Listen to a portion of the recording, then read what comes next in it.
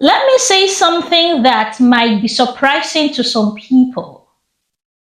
You see, mothers in your network, they don't just need time to work.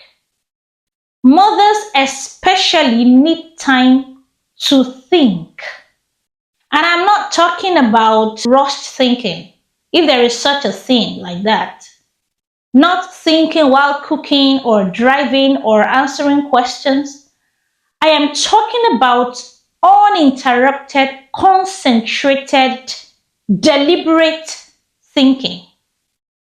As a researcher, a mother, and an ambitious woman, I have realized something that is dangerously troubling.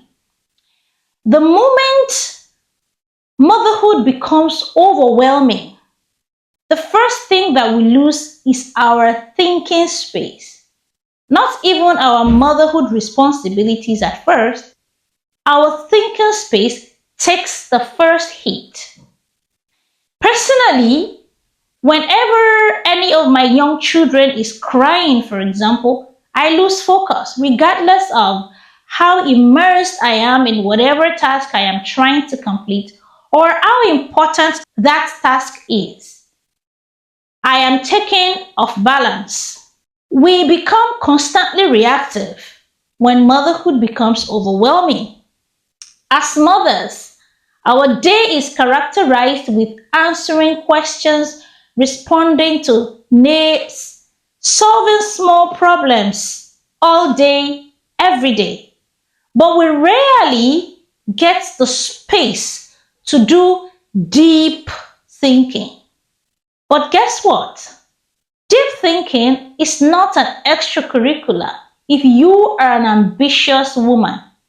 It is the core attribute of that life that you lead. Deep work is the kind of work that requires deep thinking, concentration, focus.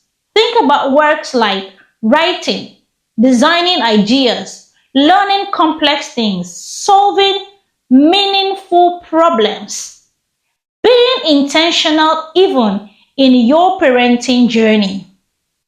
It is the kind of work that moves you from where you are to where you want to be. The kind of work that moves your life forward, that transforms your trajectory.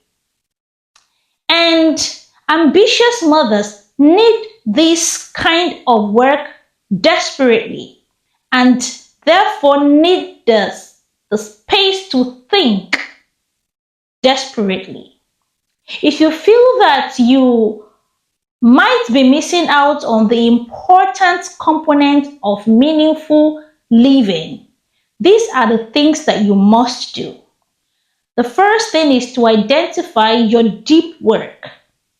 You need to ask yourself, first of all, what kind of thinking at this moment in my life can move my life from where I am right now to where I want to be? What can actually move my life forward?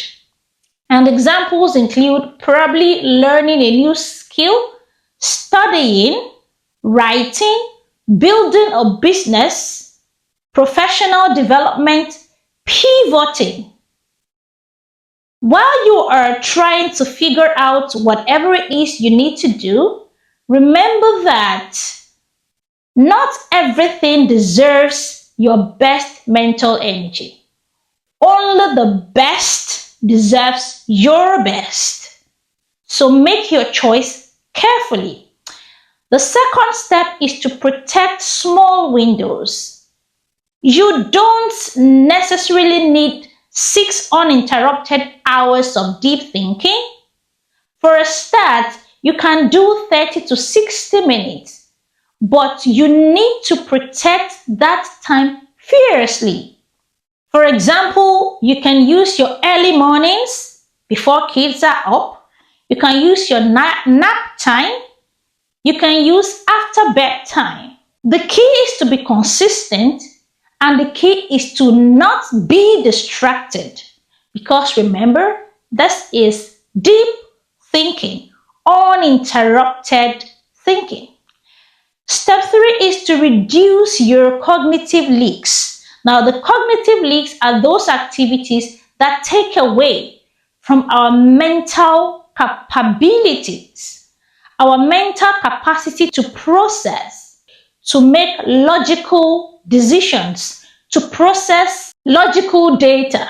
And this may include social media scrolling, constant phone checking, background television, kids crying, endless conversations. These things fragment your mind, take away your concentration, steals your mental ability, and affect you on the long run. The step four is to train your household.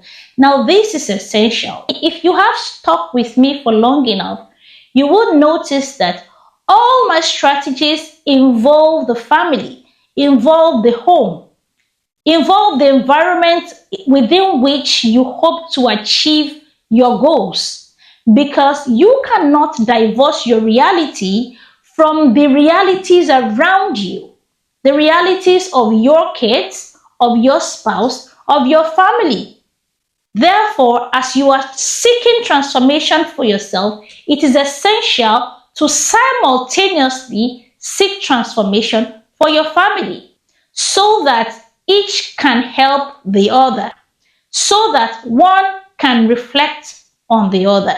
In other words, your household must understand that some moments are your thinking time. Your children can learn this, your partner can respect it, but you must first treat it as an important space. If they know it's valuable to you, they will honor it. When mothers lose their thinking time, something subtle happens. They begin to feel like they are shrinking, they are becoming invisible, or their values are declining. But when you protect your thinking space, something powerful also returns, and that is clarity, confidence, direction, intentionality. Return to your world of reality. But let me warn you, if you are going to do this, it may feel selfish at first, but it's not. It is essential.